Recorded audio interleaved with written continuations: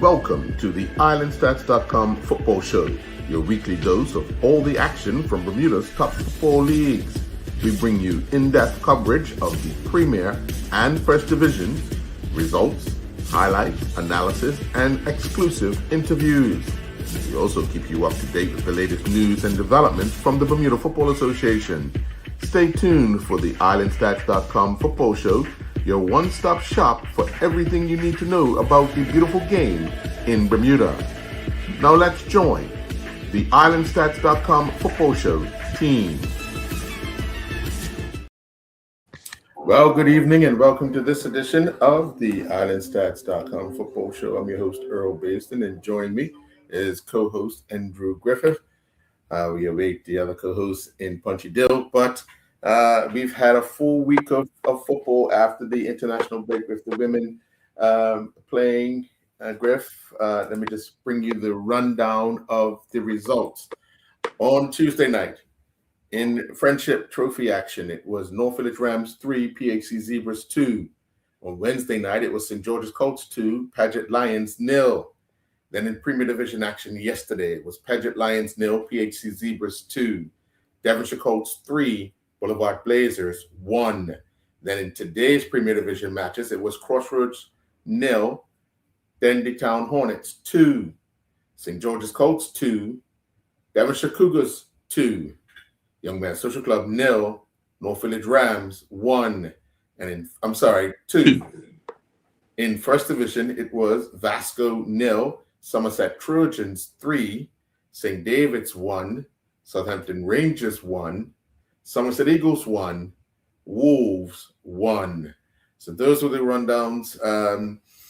As we saw midweek, North Village and St. George's advance into the quarterfinals of the Friendship. And of course, they will face each other as the draw was made some time ago. And they will face each other in the quarterfinal draw. But let's quickly talk a little bit about that first match. Two big clubs. Everybody thought when Jalen Bather would have scored to make it 2-2, we're going extra time.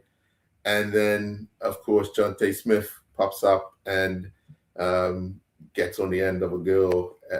So for North Village, I mean, they've had a resurgent November, limited football, but what they've been able to do is climb their way back into that title race. Were you impressed by the outcome of the result, Griff? Being a staunch North Village supporter, you should. I was pleasantly surprised. I thought that it would be a tall order, but it seems the way they've been playing, they have bounced back. So I was surprised, but I was more surprised because they were leading for so long, and then when PHC tied it up, I said, "Oh boy, here we go." But Dante popped up and got the win. So hats off to them. They fought to the end. Yeah, they have seemed to. I remember when we got that 2-week break, and we were talking about now with Patches actually seeing how the team is playing. It's 2 weeks to work on it, and that 2 week worked out for like a charm for them because they've had positive results. I mean, they beat St. George's 4-1. They beat Boulevard 5-0. They beat PAC 3-2. They beat Social Club today. So you think that 2 weeks allowed him to readjust some things and get the team back in order? I'm not sure. That's all I can say is I did get to watch the game today, but I hadn't seen any of the games before that. So I'm not sure if it's just the luck of the schedule that you get to face some other teams that may be going through other things a little worse than you, or if it really is a resurgence. So what I saw today, they never seem to be out of the game. So I don't think today was as much of a test, and rather it was against Boulevard or against before. I don't know, but the results are better. That's one thing we can't argue. They get better results. Rather than the resurgence, I don't know, but Jonte seems to be scoring and they're getting scoring from other places. Today, the first choice goalkeeper, Detroit Bell, was injured, so Pierre played in goal, and he didn't have that many saves to make, but it's it seems like you're getting contributions from other people when you need it. So that's the thing you need in a long season. Sure. And you turn around and we talked about St. George's playing Paget in the other the other preliminary round match, and I think you asked the question: is St. George's a cup team? And they turned out to be that on the night, beating Paget 2-0. Paget's also a team you can't really turn your back on them because they could pop up and score at any time, but it just seems to be a bit at odds right now with them over the last few weeks. You weren't surprised by that result, were you? Not really, but again, like you say, Paget, they will battle and they're pretty decent and they're organized. Like I did get to see them play yesterday at White Hill, and they were in the game with PHC. It was kind of a scrappy game, back and forth, but they had a few like point blank chances that I think like the strikers should have scored, but for whatever reason they missed. And I think it's those fine margins that separate like good teams from championship teams or mid-level teams from relegated teams. It's those little things. Like, so I think like Theo Stubble or Antoine Russell, some of their stats about yesterday, they would have planted them. But that would have made a big difference. Even that they got a penalty. So they're late in the game. Yeah. So apparently the penalty taker, that's the fourth penalty is missed. Like after two, like back of the line. So that penalty would have made it 1-0. And that would have been a big difference. And I think PHC was down to 10 minutes. So like it's those sort of things that can make big differences in games. Interesting enough. Yeah. Well, you talked about yesterday's game with PHC and give us a sense on PHC. I mean, they lost 3-2 on Tuesday night, but then they come back in the league against what would be considered neighbors, in that Warwick, Southampton area. PHC lie in that there. So it just always a rivalry because most of the guys grew up. They know each other. With each other, against each other, with playing in school with each other and all that type of stuff. So what did you think of PHC? And even the fact that they went down to 10 men, and I believe the young man that got sent off, this is his second sending off this season, if I'm not mistaken. If not, it's close to being his.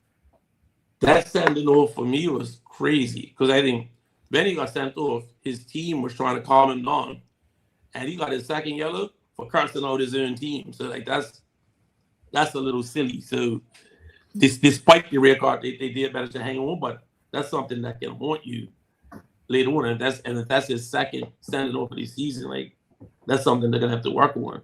But the 2-0 score is a bit flattering because it didn't look like much difference between the two teams. And I have to say the game was a little scrappy. So yeah. Do you think the breaker was when they had the penalty saved and then PHC went right up the other end and scored, like took the win right out of their sails? Definitely, because Paget was going at them and they were defending, and so that definitely like even the crowd that deflated the Paget supporters. So missing that penalty was huge. And I think had they scored it, they then had the more of the charge going forward. They probably could have got a winner, like if the way they were going at it. But what happens? They come down against the run of play and they get a little a break, and the keeper got lobbed like from outside the box. So it's like Thursdays will happen, but it was the 2-0 score isn't indicative of the way the game went. Yeah, similar to Wednesday night, they were battling, and a mix-up between the defender and the goalkeeper allowed the St. George's attacker to get in between the two of them and round the goalkeeper and score. It's just those small mental lapses that at the worst possible time, when you're still in the game, and then something happens late, and all of a sudden, Odi Wien is going right out of the sails, man. But I again, from looking at it, the game, I would think this PHC team is not the championship team of PHC that we've seen over the last 5-6 years is something missing. It's just not the same. I think there's a lot of the same players, but I saw something during the game. It was in the first half. I think Paget almost scored, and one of the coaches shouted out to the defense, "Look, if you would have cleared that first ball, blah blah blah blah, that wouldn't have happened. And then when you lost it, you didn't recover to the middle." The player turned around and after off the bench, shut up, sit down. I don't want to hear from you right now. And I was like, the entire crowd was like, wow, nobody said that to the coach. So we were like, okay, well, let's see if he comes out and plays second half. Player came out, and we were like, wow. Coaches that I know, that happens. Check you later. You're not playing that game, and maybe you won't play the next 4 or 5 of the following game. Yeah. Some players, if you need them that badly, they get away with stuff like that. But that's what breaks the harmony of the club, because if I turn around and do it and say the exact same thing, that same suspension would happen to me. So rather you deal with the situation. And remember a few years ago, an incident happened with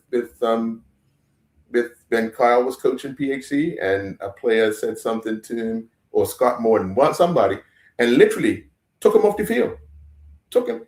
Listen, you're not bigger than the team. I don't care how good you are. You could be the captain or whatever, but you're not going to talk to me as a coach like that. So you come on the side with our guys who's going to listen to the instructions being given from the sideline, and then we go from there. But what you make a point. A lot of teams go with, because it's valuable, or he scores the goals, or he does this, or he does that, I can't take him off. No. Lose 1 instead of losing 11. But I guess it's a balancing act. For some teams, it's not. You still have to do that. If you want to stay in charge of your team, you deal with that situation right there and then. Don't let it manifest. Because what he goes in the changing room says, "Oh, I'm sorry." Next week, he does the same thing, because he knows if I say I'm sorry after the game, it's okay. No, sir. You don't tolerate that stuff. But I think it was more shocking for the fans, because the players kept playing, and everybody around the field that saw the exchange were looking at each other like, "Whoa, what did you just see?" Mm-hmm. Had somebody like Neeps been coaching, he don't care if you're Kenny Burke. Yeah. But again, it's I guess it's circumstances of the teams. Because I asked somebody else, they said, "Look, without wrong, Patrick fans said, if you think if somebody would have cursed out Antoine Russell like that, what do you think would happen?" "Oh no, yeah, that guy would have been going." I said, "Yeah, I think so too." So it depends on the particular situation or the player, how desperately you need them. Some players have longer leashes than others. Yeah. So okay, let me do this scenario, and I'm sorry, I'm going to apologize to you early, Dion. Dion says that to Antoine Russell. What do you do? Yeah, no. From what I know, I think they have a big dust up, and something comes of it. Yeah. Sorry to put you on the spot like that, man. But that said, I went to the game yesterday and saw he has embraced his retirement wholeheartedly. He was on the gate collecting money, so he's useful to his club in other ways now. Sure. He's still involved with the club. He still wants the club to do well, but he'll rather keep his cricket boots on than his football boots, which saves his body. So hey. Nobody kicks you when you play cricket. At least they're not supposed to. Stranger things have happened. Mate. Trust me. What we're going to do is we're going to take our first commercial break, and when we come back, we're going to talk about the matches played today in the Premier Division. We'll be right back. What could life be like with Drop It?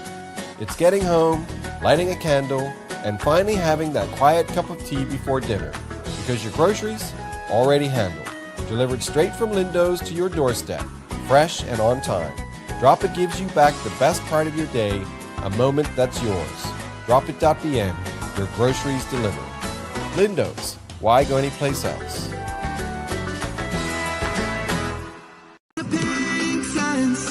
Beneath the clear blue sky, where the ocean meets the land,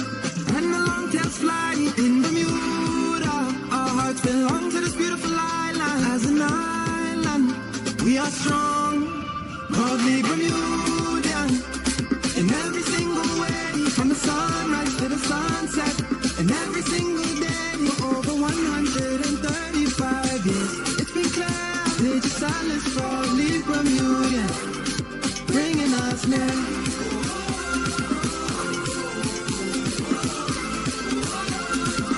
Cause we are proudly Bermudian.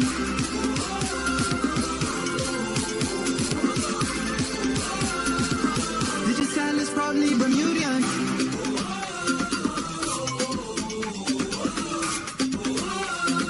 Legis Salis, proudly Bermudian. You ever crack open a Coke and just... perfect. It's that cold, classic hit that never lets you down. Whether you're chilling with friends or just need a break, you can't go wrong with Coca-Cola. Coca-Cola. Nothing else compares. Proudly distributed by Butterfield and Vallis. Well, down at Lords and St. David's, it was what one would have considered going into the weekend a top of the table clash with Dendy Town Hornets taking on Crossroads. We know Crossroads have been rather deadly at Lords, but today it was the Dendy Town Hornets getting a 2-0 victory over Crossroads.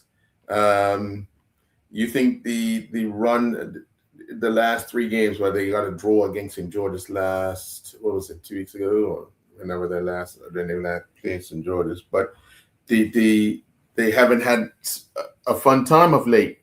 Crossroads, bit of a hiccup. You think? I would say yes. It doesn't seem to be the same team, but I know that. I think I saw last week on the team sheets. Paul Simons didn't play last week, right? Yeah, he didn't play last week. And he played this week. Just checking. He did play this week, but he only played 76 minutes this week. Right. So I guess if they don't have all the bullets in their gun, they're not the same team. So it remains. I think they don't have the depth that other teams have. They have quality, but it's not the same as other teams. So they will only go as far as the best players take them. So it could be a blip. So I would say dependent week on week, it's going to depend who's playing if they're going to reach their max potential. Yeah, they were down early, 2 goals inside the first 35 minutes, and that was going to be an uphill battle. And the way, Dendy Town, we often talk about them. If they stay organized, they tend to get the reward, and that's what they've done. They stayed organized and basically kept Crossroads at bay.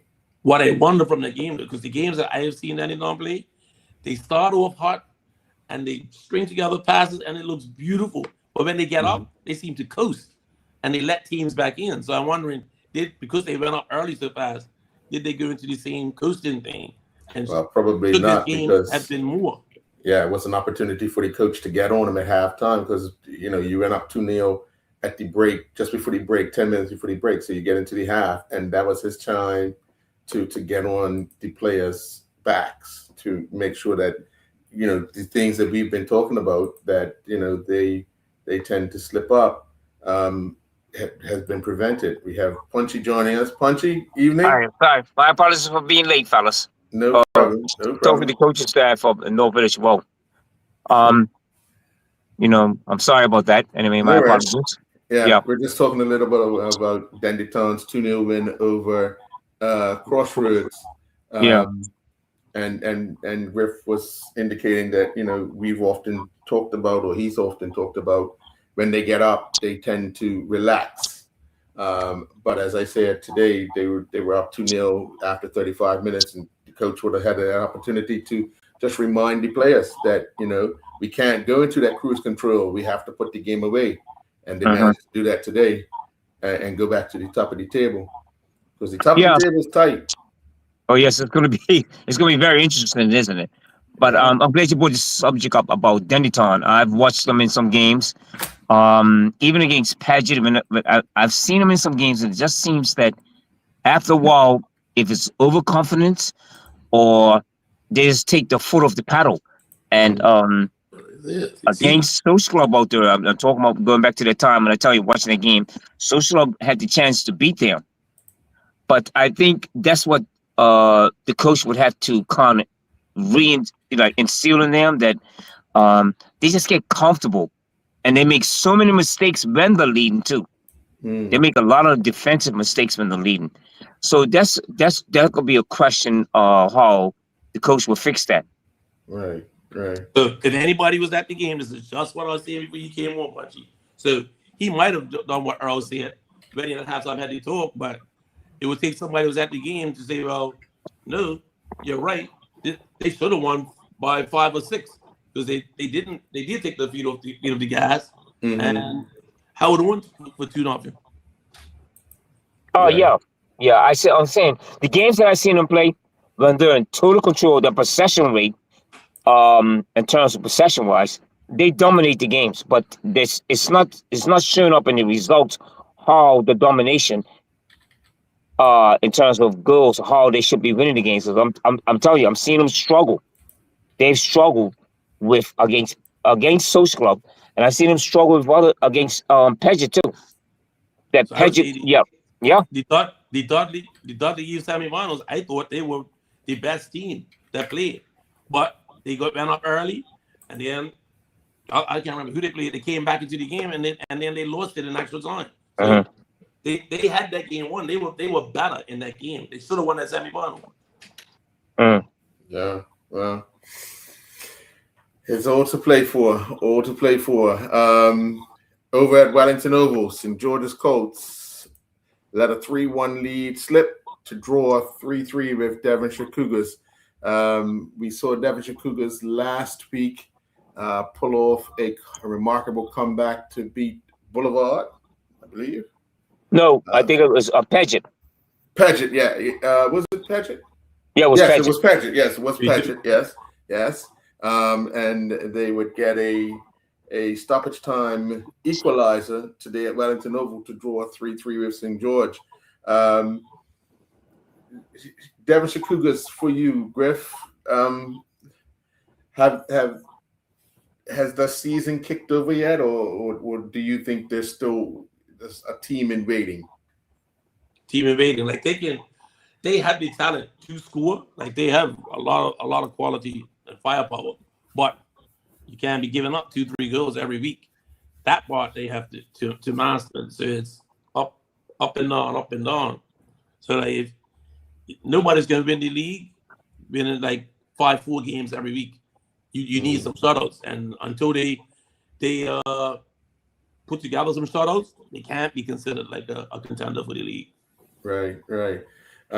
Punchy, St. George's have, I guess, gotten the benefit of Hamilton Parish being out of the league because they have Leroy Lewis, Niebs' son, who was scoring a lot of goals for Hamilton Parish last year during the Dudley Eve. He's now playing with them and scored today. Another person that could put the ball away. So your thoughts on St. George's? Giving up, first of all, a 2-goal lead in the second half to draw 3-3 at home. I think they have a problem with consistency with them. That's it. When they came to play Northridge on the field Friday before last, Northridge dominated. Northridge had figured them out, saying we're not going to let them allow them space and closing this whole wide stand. But the problem, they're not the problem, but I find that they're not consistent enough. That's St. George's problem. And then when something else happens, when you're throwing something else at St. George's, what's the next solution for them? And they couldn't figure it out against North Village. They were trying to play their way out of trouble, and then the high press just got them. And I just think that it's still a learning stage for them. They have again, you can appreciate the fact that the construction of the game, where people trying to play out the back, but they play out the back and play constructive football, and I think what happens is the minute somebody puts pressure on the players, that what you're trying to do, it kind of, what's your next plan for that? And I see that's what's happening to St. George's. And I think there's also the problem with Cougars. And I'll talk about that after anyway. Yeah. I think it's a problem because what's the next plan when the high pressure comes on you? The high press comes to you. I saw it against, you know what last week when I saw Paget, and they were like the first half they were on Cougars. They didn't allow space, Mm-hmm. and I figured, well, this game is over. The problem that happened after that is that go back to coaching and being Antoine. I mean, I think he's going to make a great coach eventually. But he should have known that if you're 2-0 up, how do you start putting the puzzle together to make it difficult when you're playing away from him, especially out there at Devonshire Rack, Mm-hmm. to just give Cougars no room and be, defensively sound, and they didn't do it. They didn't do it. Yeah. And so there are questions about that type of coaching and about, again, at St. George's also.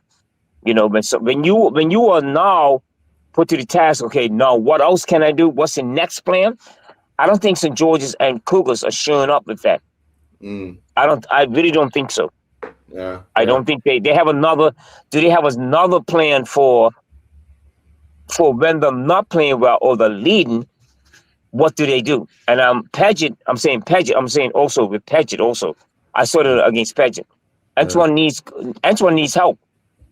I thought they were good. I thought the goals that they scored last week against Cougars were really good, but they just have to have another part of the game defensively.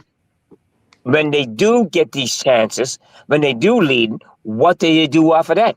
Yeah. And I think that's what's happening with Cougars, with St. George's, and it's happening with Paget. Mm. Yeah. Yesterday at Police Field, Devonshire Colts defeated Boulevard 3-1. Sorry, 3-1. We know what state right now Boulevard is in. I mean, they're going to struggle this season. They played with a lot of heart, but it's just the defensive errors that are allowing other teams to score, and their lack of ability to score multiple goals in games is what's hurting them right now. Devonshire Colts, after a little bit of hiccup, but they found their way back into the winner's circle, which actually keeps them right in the title hunt with the likes of Dandytown and North Village and the others. But what's your thoughts on Devonshire Colts, Griff? Actually, yeah, they seem to put it together. Whether they can be consistent for the whole season remains to be seen, but they look like they seem to be clicking right now, and they could possibly be the team to beat. But you know what we were talking about before with coaches sometimes in Bermuda being stuck and not being able to discipline players. I saw him after the game today, Ray after the game today, and we were joking about Devonshire Colts, and his striker said, he said, you know what? He said, yeah. He said, look, Samaro, he came back yesterday, he scored 2 goals. He said, yeah, I benched him for the last 2 weeks. I said, really? I'm surprised because he's been like the main man for the last 2-3 seasons. He said, yeah. He said, but he said, I couldn't do that before because I didn't have enough players and strikers with the same quality. So he said, with the transfers he got from last year, transferred this year, he has more wealth at his disposal and he can do stuff like that. And he said, what he thinks has happened is it made Shamar more hungry because he left him on the bench for the last 2 weeks and he got 2 goals yesterday. So when you have a wealth, you coach, you have more power to keep players on their toes. So if he has that going for him and clicking, then yeah, it's in a good space. Yeah. Punchy, if you were a Boulevard supporter or just in the circle, what would you be talking about coming up as we come to the halfway mark of the season? What are some of the things you would want guys to do over the Christmas break and into the new year that kind of can change their fortunes? Eat salads. It's a good point. You asked that question. Yeah. Defensively, they seem like a team, right? and I think I can say this, sir. They come up to this division now, and all of a sudden they were winning in hands down last year in the other division. They look like a team that's void of ideas and concept. They have no concept there. They don't have like what they're gonna do in strategy wise in terms defensively. I mean, look at the amount of goals that have been scored against them. But they don't have a bad I think what happens is you look at the back four that have Boulevard, the senior players, they look like, but they don't have a concept. They don't have a defensive concept at all. So what happens with Boulevard? They just play and hoping that things happen. And I'm thinking, is it the coaching? It's the players, and they had you can see the players arguing with one another also, and that means that they look very, very disorganized. And I think they're one of the teams I could say that I thought they would hang on, maybe they would get by, but even the strategy in terms of how they play, no, I don't see them staying in this division anymore. I don't see it. No, I don't see it. And I think that's a problem. That's the problem. You remember the season that Devonshire Colts came up? They won the first division without losing a game. Right. Nice. When you come up Premier National, it's not going to be that easy. And they were prepared for it. Yeah. Yeah, but Griff, that's the difference between the two of them. I don't think Boulevard, and the other thing I'm saying about Boulevard, I don't think they have a whole lot of. They have some they have some good youngsters, but they don't have a concept. They just, a lot of the players are average. I'm telling you, they're average, and so I don't see them staying up. I really don't. I think, for me, they're one of the candidates for being demoted again for relegation. Oh, yes, they are. Yes, they are. Well, 2 points from 7 games, and with only 2 draws. 19 goals conceded, 7 goals scored. But they don't have the worst defense, with Social Club giving up 22 goals so far this season. It's just it's one of those things. They need to have a rethink and a real come to moment if they want to pull themselves out of it. And to be honest, it's not right now. They're only 3 points away from Paget, who have 5 points, and Georges have 6. And then the gap is 6 more because everybody else is 12 and more. But they're not totally out of it if they can pull together a few results. Not just talking about you're going to beat Social Club. If that's the closest team to you, you got to try and get some points off of other clubs and pull yourself out of the hole. Yeah. But the thing, I'm sorry, Earl, the thing is about how they're going to do that. And who's the coaching staff? You have to set up a program. You have to be like, okay, who put it up and say who we're going to beat. How are we going to get these points away from home? And when we play at home.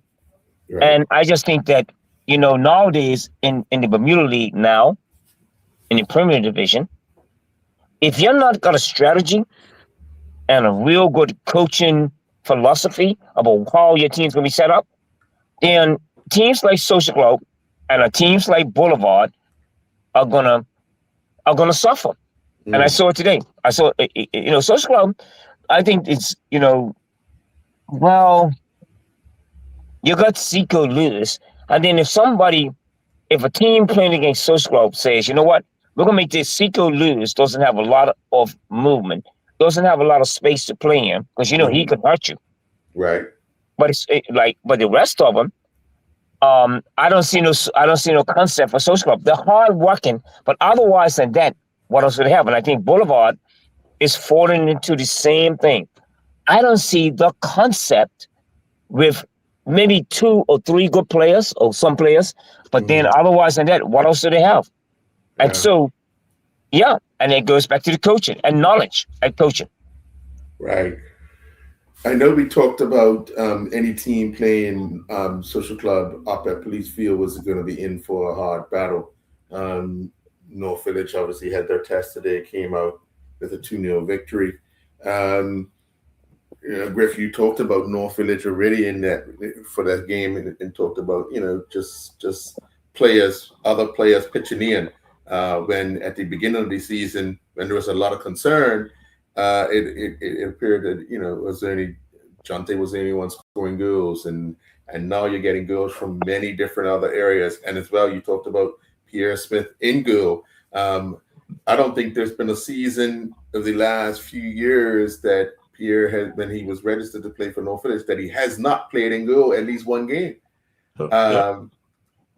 Having that person to fall back on, I know that even sometimes Taryn has gone in goal for North Village. But when you start looking at it, you have that consistency of D-Tray in goal that has helped them, over the hurdle. They got away with it today. But looking at North Village's, I would say, revival, because at one point in time, Punchy, you were talking about, you didn't see them in the mix at all. And now quickly, after the month of November, they're right in the mix of being a threat to win the league. Good point, Errol. I'm very glad you brought it up. I'm glad that I think what's happened now is that the coaching staff they meet more. They have a blueprint of what they're trying to do, what they want to do. Mm-hmm. And I talked to my nephew and my son, about what they're trying to accomplish. But I keep saying this, sir. North Village is the most senior team in the league. There's a lot of people that are playing for the North Village that help. They have good jobs. They're a very responsible team, and they're starting to apply themselves in that way. But that also what my nephew's done is made them hard to beat defensively. Yeah, and I'm telling you, they won today's game. Wasn't a great result. Wasn't what you expected. They missed a ton of goals, but then you're talking about selection too. I'm telling you, when it takes, Jonte had to leave, of course. He had to go because it's his job. But then when they start putting on substitutes, then what do they add to the team? And that's where Norfolk is probably going to be. What they're trying to do is kind of steady the ship once they start making these substitutions. And you definitely saw it today. I think, again, it's about coaching. Now it's about organization, and it's about the concept of how your team's going to play. Mm-hmm. And I think North Village now are kind of getting on the right track right now. I think they are. Okay. All right. So what we're going to do is we're going to take our second commercial break, and when we come back, we're going to talk First Division results and then get to those picks. We'll be right back. Beneath the cloud blue sky, where the ocean meets the land, and the long-tails fly in Bermuda. Our hearts belong to this beautiful island. As an island, we are strong, proudly Bermudian. In every single way, from the sunrise to the sunset, and every single day for over 135 years. It's been clear, Lady Silence, proudly Bermudian. Bringing us near.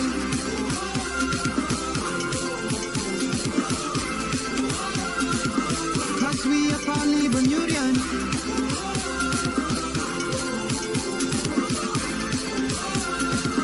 Digital is proudly Bermudian.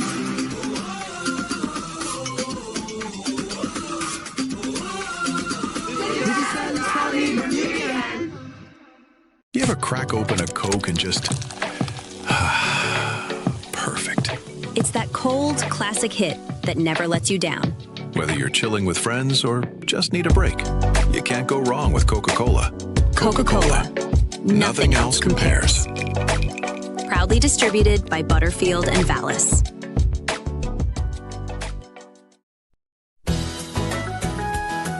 The holidays are busy, but shopping doesn't have to be. With Drop It, Bermuda's local grocery delivery service, you can skip the crowds and let us bring everything right to your door. Fresh ingredients, pantry staples, and holiday must-haves, all from Lindo's delivered with care. Less time in line, more time for what matters. Order now at dropit.bn. Your groceries delivered. Lindo's. Why go anyplace else? And welcome back. Well, At the police field earlier today, the league leaders, Somerset Trojans, defeated Vasco 3-0. That extends their lead at the top of the first division table to 3 points over the chasing pack, which include Robin Hood. Somerset are 5 games now, 5 wins. They've only conceded 1 goal and scored 14 times thus far this season for their 15 points. Would you turn around and say something of the sorts that Somerset are on track, Punchy, to be promoted? Oh yeah, for sure. But for sure, I mean, when you get Kenny Thompson involved with that, and the whole what I think it's just like what Andrew is trying to do, what he's doing at Robin Hood or at BA. You're trying to reorganize, like about coaching and development. I think that's what Somerset is about now with Kenny there. Because Kenny's he develops a very good concept. And you can see it. You can see what's happening in Somerset. Right. And the junior programs and what he wants to do, and with his taking players overseas. I think for really with Somerset, with what's now with the people that are involved up there now, of course they're shooting into to win the promotion. I really do believe that. Okay. But then you're playing against Vasco da Gama. Right. Really, let's be honest about that. But I still think that even if they do get promoted, I think it's just about development for them now. They've come to the realization about development. I don't think once they come up next year, I think they will be promoted. I really do think they will be promoted because of the organization when we're talking about what's happening up there. And, I think they're going to be fine. I think they will be fine. It will be what they're going to do in terms of next year. Yeah. Griff, I guess you would have seen just a little bit of that Vasco game or with Somerset. They still have a young team, and it's still a lot to grow with, and their youth program is vibrant. So they have a feeder system that they can kind of continue going on with.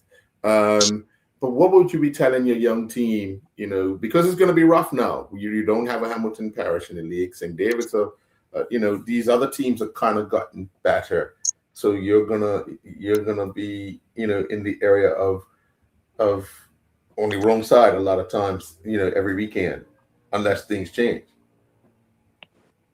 You're talking about Somerset? Vasco. Oh, Vasco. But yeah, Vasco. I think that's the I don't want to call it a smaller club, but because they haven't been around for as long and don't have as much of a following, like Somerset today came with a lot of fans and support. Like Vasco doesn't have that same sort of vibe, and it's not and history. So I think the players that are there know what they're in for, and they know why they're there. So it's something they're used to, and I think that's what they signed up for, and they're working, I guess, to get better and to deal with it. And they seem to be better than in years past. So see how the season plays out. A bit of a surprise, I would guess, because we never know what's going to show up down at Lord's with Vincent David's play. But they got a injury time equalizer to draw 1-1 with Southampton Rangers. We talk about just the state of where they are. They beat Robin Hood a couple of weeks ago, and they take a point off of another club that's challenging to get promoted in Southampton Rangers. So Griff, let's talk a little bit about St. David's. I mean, are you surprised? Hey, if I had to worry about making my mortgage off of betting on St. David's, I'll be living in the street with Fifi. I can't figure him out. Like, I have to study the team sheets, watch more of the games because they seem to be up and down. But let's say that they are legit and all and consolidated. Is this the same team that's going to come out in January? Yeah, we talked about that last January. I mean, and you pointed out the fact that they're getting ready for Connie. Yeah. When you came on last season, at the beginning of last season, you was talking about it. Will they be a similar team come January? Will they put that same effort in? Remains to be seen. But at least they've, as we often say it, they've had a say in the title race and a say in the promotion race in the first half of the season. Will they be able to do it in the second half of the season? So I think from now on until Christmas, we're gonna have to tread lightly when we're picking St. David's games. Maybe we could get in touch with Keisha and find out what happened in January last year, and then we'll know which way to go. But a team like Rangers, Punchy, they're trying to, I guess, to be in the hunt for promotion if it happens, if it don't, or whatever.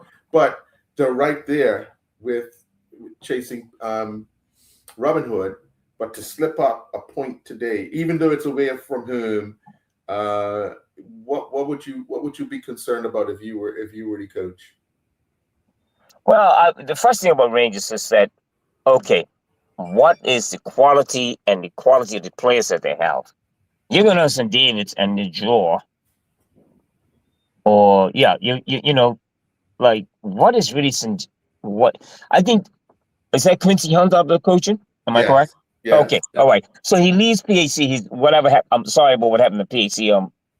But he goes up there, and then does he have quality with quantity? And it just, I don't think they do. They just don't. But it tells you about the structure and the strength of that league now.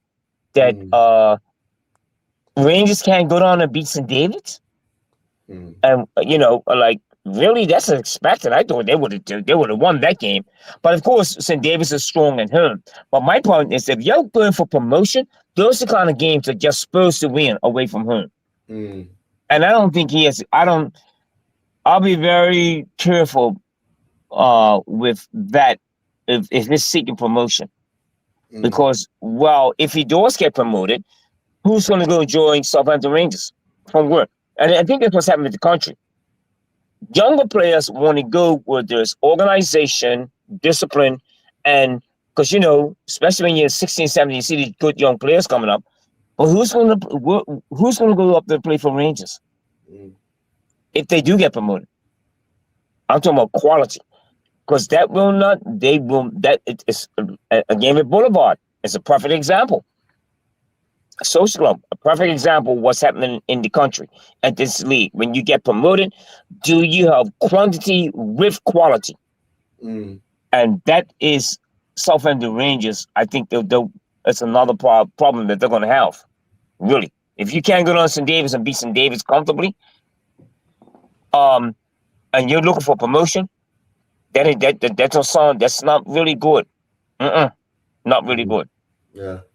I would say for the teams that got promoted, if you're not like an established like sort of club, like I would say like Devonshire Colts has a little bit of history, and Rangers has history, and it's got a decent physical club. I think you have to go to other teams who have some disgruntled players on their fringe and try to convince them that you will coach them up, put your arm around them, and they'll do better over here. Because you're not going to get players from, unless they are like originally Rangers diehard fans and they grew up at Rangers and they want to come back because they're a premier. You're not going to get other players to say, hey, Rangers is where I want to go. No, you need to get disgruntled players and have promised them glory. That's the only way. Unless you got some 16-year-olds that's in your junior program right now that's the next Messi's that's going to break into premier next year. Griffiths, I'm glad you brought that up because now what's going to happen, I think is happening now in this country. Let's say, for instance, the Wolves better players like Sharif, the young Sharif that's over in school playing at Howard University. Well, he's coming back to play for Wolves. I think what's going to happen is the better young players will start looking at going to better clubs. At the higher clubs. And I don't see where there's going to be a problem with that. Because if you are not if your program is not sustainable for the better young players that come up 17 years old and 18, there's they have quality, they're not gonna play for Rangers. And that's really what's gonna happen. I'm telling you, it's gonna happen in this country. That means teams like Rangers and Wolves, who have quantity, but they have a little bit of quality. And the younger players are now going to be asked, well, why are you going to stay there and play for them? Come play for a better club. And it's happening in Bermuda. It's happening. And that's why those clubs are not going to be sustainable. Because then what Rangers is going to happen with Rangers, if they do get promoted, well, they're going to get, I won't call them rejects. Well, who are they going to go up to play for Rangers once they get promoted? No. I think what's happening now in the country, like North Village and PHC, you're going to be at a certain level for the younger players to go into a program now that is organized, coaching, and where they're going. Otherwise, it's just like Boulevard. They have some maybe 3 or good youngsters, but the rest of them are just like, wow, they're not good enough. And I think it's changing in social club, and it's happening. Let me ask this. What's that? Let me ask this question here. What is the main reason for having a junior program? Exactly. Let me just ask you 2 things. Is it to have a pipeline to sustain your football program with it building up into Premier? Or is it because it's the right thing to do to give youth in your community some structure and something to do? Good point. A good point. Griff, I really because I think that type of behavior in terms of, because you come from that club and you're a good 16, 17-year-old, but now your parents saying, well, what's the benefit of playing for Southampton Rangers? But when you go play, now you're going to go play for North Village or Dendytown, or you're going to play for PHC, which, it's going to happen. And it's going to happen. And mark my word that now, the younger players, those clubs that are going to be promoted, are looking for promotion, have got to have a much better organized program, or the younger players are going to leave. They're going to leave. And it's happening. Trust me, I'm telling you, it's happening. Because now the other clubs are now going to seek them. They're going to seek them, and they're talking to the parents. I'm trying to tell you this, that's what's happening. So let's say you're on the executive of a social club, and you have 7, 8, 9, 10 coaches at various age group levels, and you just spent the last 15 years developing little Jimmy. Jimmy hits his 18th birthday. Check you guys later. I'm going to play for Village. How you feel about that? Well, I think social club have a development program. I think I don't think social club. You're talking about social club. They don't have a development program. I'm just using social club as an example, but in general, a club can invest 14, 15 years in a youth player, and then at the end of it, they say, "Yeah, check you guys later. Thanks a lot. I'm gonna go play for another team." Well, that's what happens, Griff. I think that's what's gonna happen in our country. Whereas you can have a young player that's coming through, he looks in great, and then all of a sudden you get promoted like Wolves or Southampton Rangers or Somerset Eagles, and then the other bigger clubs can say, you know what? You don't need to stay there. Come play with us. I think that's what the country's coming to, because now what I'm saying to you, the point that I'm making is that when you have a conversation with the parents, they're like, I don't want my son playing, but these guys are not even organized. So the better young players from those type of teams are going to be leaving, and it's shown. I'm telling you, it's going to happen. So it's going to happen. In the past, years ago, perhaps 80s, 90s, there was compensation given to clubs that lost players like that. Mm. Is this something that should be revisited, or it's just we're past that? I think we're past that. I think in certain clubs, not all the clubs, but I'm really concerned about the West End clubs like Rangers, especially Somerset Eagles. And remember, we also talk about what's happening up at Island Rangers. They used to produce some good young players up there.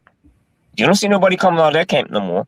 And I'm telling you, just like what's happening with, let's take what we talked about with Hamilton Parish.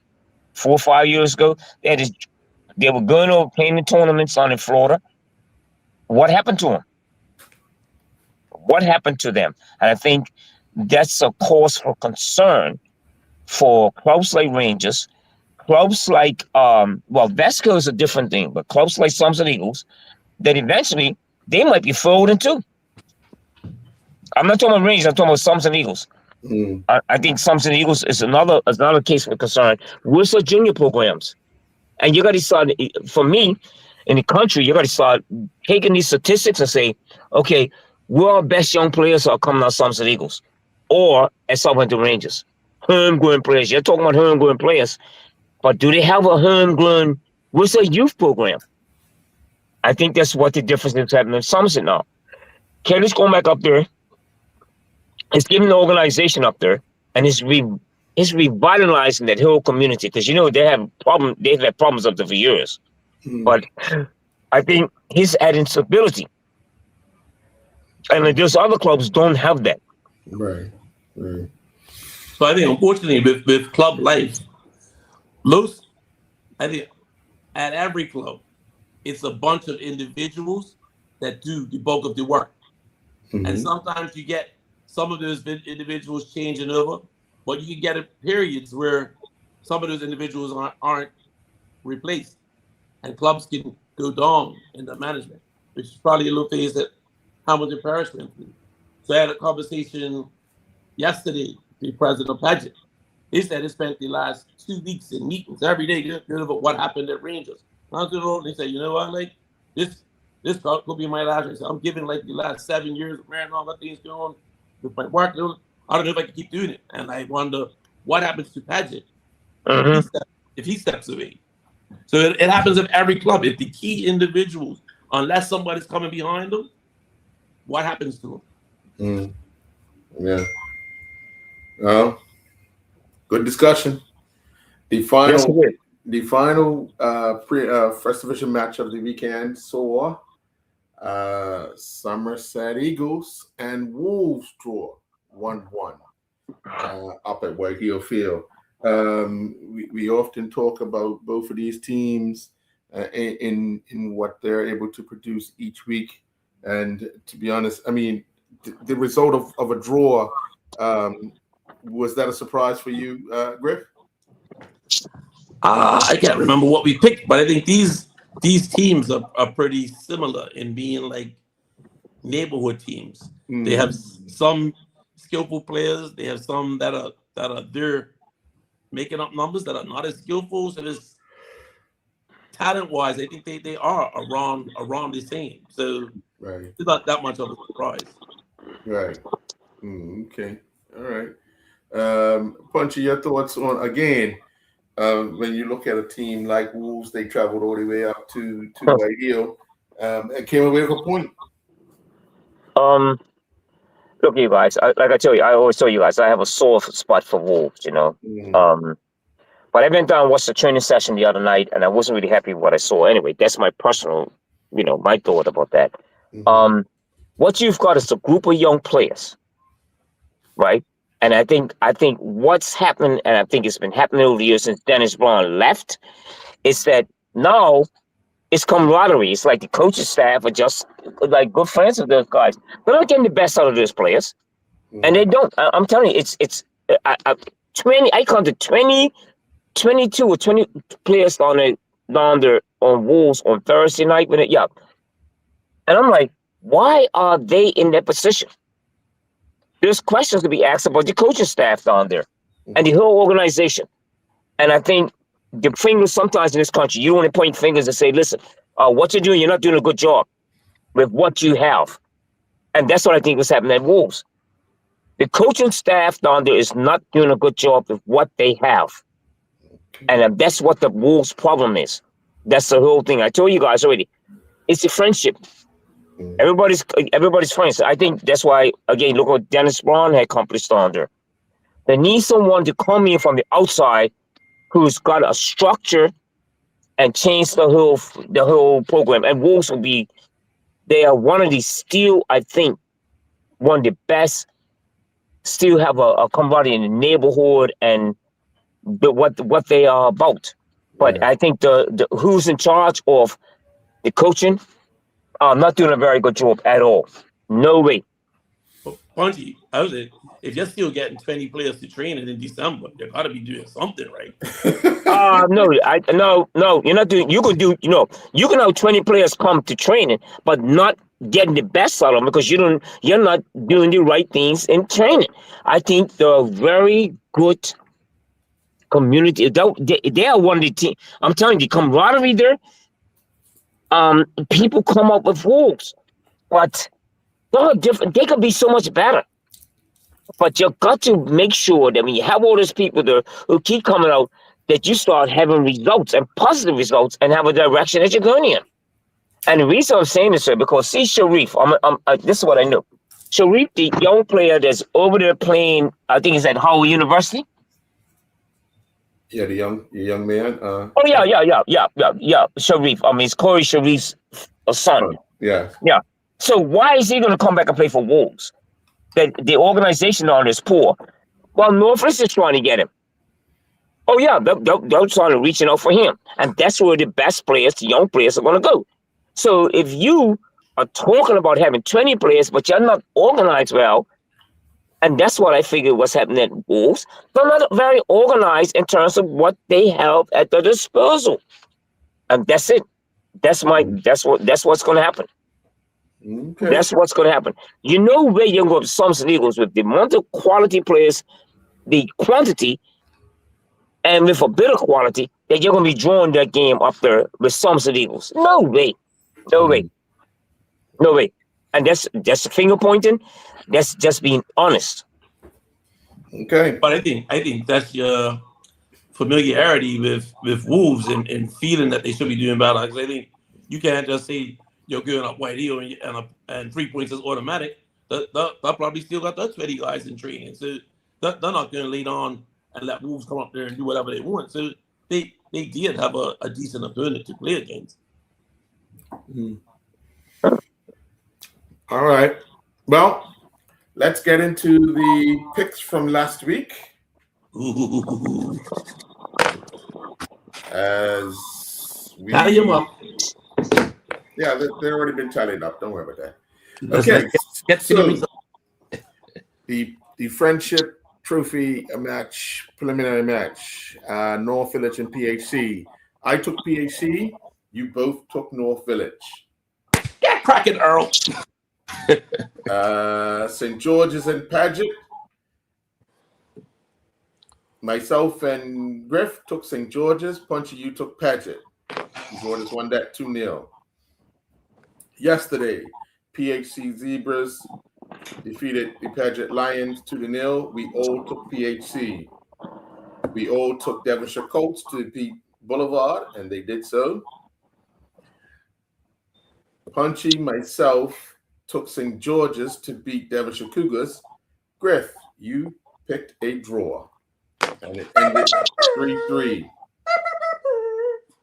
Crossroads and Dandytown. I and Griff took Dandytown. Punchy, you took Crossroads. Dandytown won that 2-0. We all took North Village Rams to defeat Social Club, and North Village did win that.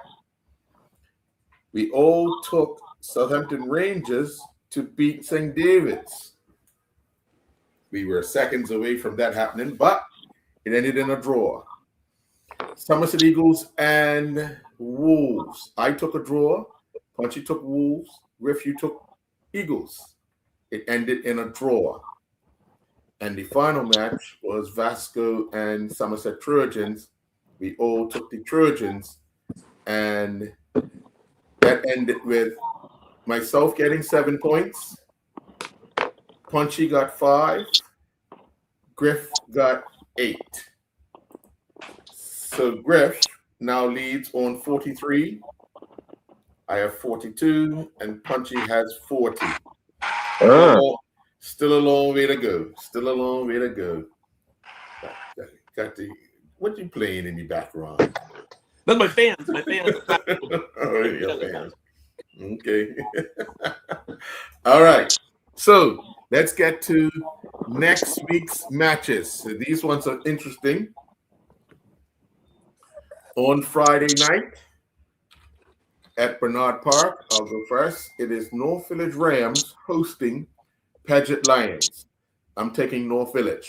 Punchy? I'm taking North Village for that. Yeah. Yeah. Griff?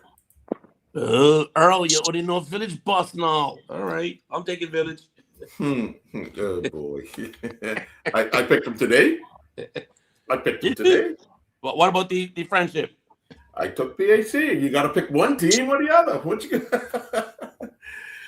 Hey, Griff, be grateful idea. Pick North Village. I mean, pick PAC because if I'd have picked North Village, they'd have lost. All right. This one, I'm glad I'm getting last. On Sunday, in the first division, Somerset Trojans are hosting Robin Hood. Punchy? I'm taking Somerset to win that. Griff? If they're going to be contenders and not pretenders, they got to be. So I'm taking Somerset. Okay. So all those are taking the Trojans to win at home on Sunday against Robin Hood. Griff, you're up. Southampton Rangers host Somerset Eagles. Oh, boy.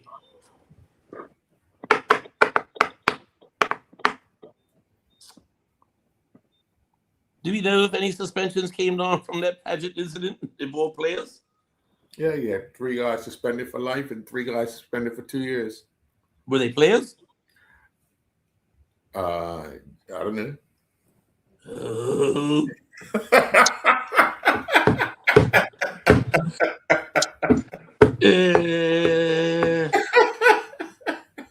What the hell? I'm getting Eagles. Eagles? Okay. Yeah. Okay. I'm gonna take Rangers on this. Punchy? I'm taking Rangers on that. And the home too. I'm taking Rangers on that. Yeah. Okay. Vasco are hosting St. David's. I'm up. Oh boy. I'm gonna take St. David's on this at Police Field. Punchy? St. David's. You're right, Earl. I'll take St. David's. Yeah. That's good. Yeah. St. David's will win that. Yeah, let's take the clean sweep. St. David's. Okay. All right. Punchy, you're up. Devonshire Colts are hosting Social Club. Up here in this field, I'm gonna take Devonshire Colts to win that. It's gonna be a hard one, but I think Devonshire Colts will yeah. I think Devonshire Colts will prevail with this, even the conditions up here. Well, Ray Jones was saying about this field up here. But anyways, no excuses for that. I think, yeah, I'm picking Devonshire Colts for that. Okay. Griff? Hey, I'm using the circular logic. Devonshire Colts beat Village. Village beat Social Club. So I'm getting Devonshire Colts. Okay. Clean sweep with Colts winning this one. All right, Griff, you're up. All right. Easy one. Up at White Hill Field, Dandytown Hornets host St. George's Colts. For bleep's sake.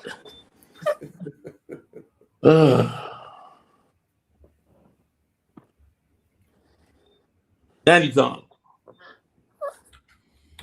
Okay. We're going to go with Dandytown as well. And Punchy? Yeah, I'm gonna go with Dandytown on that. I think they're the stage now worse. I think that they'll come out on the winning end on that. I don't think St. George's travel well, and I just think Dandytown will win that game. Okay. Next game, I'm up. Crossroads host Devonshire Cougars. I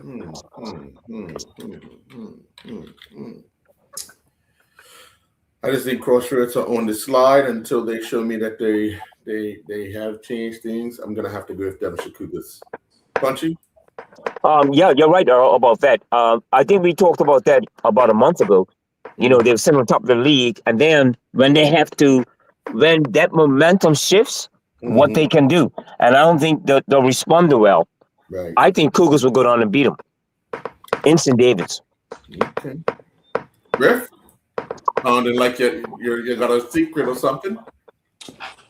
Well, I think, guys, this is really champs have to separate themselves from the pack. I'm going on a draw. Okay. All right. And then the final match, yet to be decided where this match will be played. Boulevard and PHC. Punchy? Oh, wow. So that means Boulevard looking for a field to play on, or is Yeah, because yeah, okay, that's for sure. Yeah. at BA. Wherever it may be, PhD got too much firepower. Whether it's Don Bernard Park, whether it's a police field, no, Boulevard ain't not got the quality to deal with and the speed, to handle PHC. I'm put PHC all the way for that. Okay. Griff? Hey, this should be a Dr. Seuss book. You can beat them on the ground. You can beat them on the water. You can beat them in the field. PHC. And that's a clean sweep for PHC. So there you have the picks for the next round. We do want to go through the coach of the month for November and the player of the month for November. Hold on. Could we just get an update on the standings for the picks, please? For the picks, Yeah, what's the totals? I tell you, you have 43, I have 42, and Punchy has 40. Oh, you know what it was? I You must had all have that missed other noise, the noise in the background. Yeah, it was my fans. Hey, thank you. I take it in. Let's hope they're with you for the remainder of the season. At the prize presentation. Yeah. Okay, so we had the three listed for the manager of the month for November was Durande Bascom with St. George's Colts, Patches Deal for North Village, and Jensen Rogers for the Somerset Trojans. We saw St. George's putting in a couple of good weeks in November, winning the Dudley Eve. Patches towards the end of November, right after that break, turning things around for North Village. And of course, Jensen has been doing a stellar job with Somerset Trojans, undefeated thus far this season. So I'll start with you, Griff. Who stands out for you? I thought about it a lot, and I think because again, them winning the trophy is a strong case. I'm gonna have to go for one day. Okay, Punchy. No, I'm not going with that. I'm not going with one day. No, the league form is not that good. I'm going with the coach of North with his Patches. I think he's transformed the team around. They've made what he's done now. Even today's result today, it wasn't a great game, but he just been able to get them over the line. I'm going with Patches for this. Okay. Well, I should have gone second in it. For their performance in the month of November, and like you said, Griff, coming out with a trophy. Put aside that league form, they only I think they only played 1 or 2 games in November in the league. So I had selected Durande as well for the coach of the month. All right. So congratulations to Durande. For the player of the month, we had Cash Hole, spearheading St. George's Colts. Detroit Bell, who obviously had put in a stellar month of November, getting North Village back on track. And we had Shay Brengman from Devonshire Cougars coming up with timely goals in their matches over the month of November. I guess I will start. If somebody else picks somebody different, then it's on them. I actually picked Detroit Bell. because his goalkeeping helped to transform North Village for the month of November and get them back into a title race. So I picked Detroit. Punchy. Oh, that was between Detroit and Shea. But I think I'm with you on that. His goalkeeping ability has helped North Village when they ain't been playing well. I'm gonna go with Detroit for that. Man. Griff, who will you pick? This was a hard one, but I'm gonna make it a clean sweep. I'll go Detroit. Okay. So the coach of the month, Juwande Bascom. Player of the month, Detroit Bell from the North Village Rams. And we will have the trophies are now here, so we will have a presentation of sorts with the month of October and the month of November award winners. It's no award for the best picker of the month. The best picker of the month. Making our picks. Well, remember, because you're leading now, you weren't leading at the end of the month, you know. Well, that's true. Okay, so I see. Hey, I got what he's saying. I got it out. Or my potential. Oh, I got you. Well, teams have got a whole week. What's that? Before we go, because it's the football show, and because there's been a lot of talk about it, can we say something about this? I don't want to call it stupid. This award that FIFA gave to President Trump. No. If you want your passport to show up at the airport, shut up about it. Shut up about it, because it's the most ridiculous thing I've ever seen happen. And I don't even listen. No, Friday's over. Friday is over.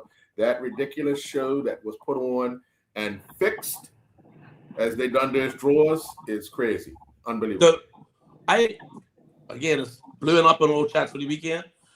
And it was some talk about the difficulty because of their clamped on immigration, the difficulty of the World Cup in allowing different visas, fans from different countries to get into North America would be something of a challenge. So I think everybody knows the president has a big ego and likes it to be stroked. So I think this may be some sort of way to appease him, to get him to relax some of the measures to allow the free transit of fans to the games. Nobody knows what that guy watches at night when he's by himself, because the next day he comes out with some outrageous comments, man. So listen, if that's Infantino's way of thinking, butter him up and maybe he'll let people in, I don't think it's gonna work.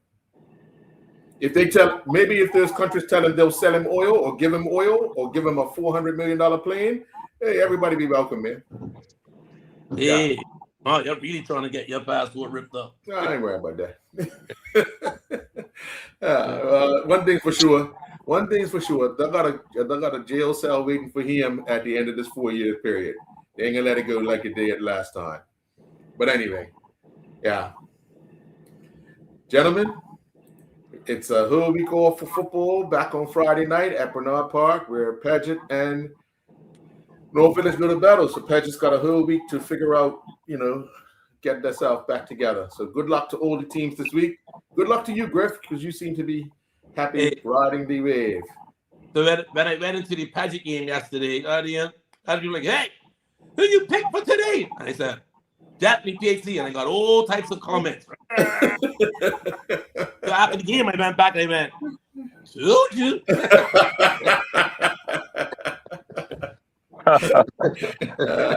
Picks are just picks. You got to pick one of the team or the other, or draw. So yeah, or draw. Yes. All right, well, fellas, enjoy the rest of your week. See you next week Sunday, 6:00. Right. Okay. Talk to you later. All right, guys.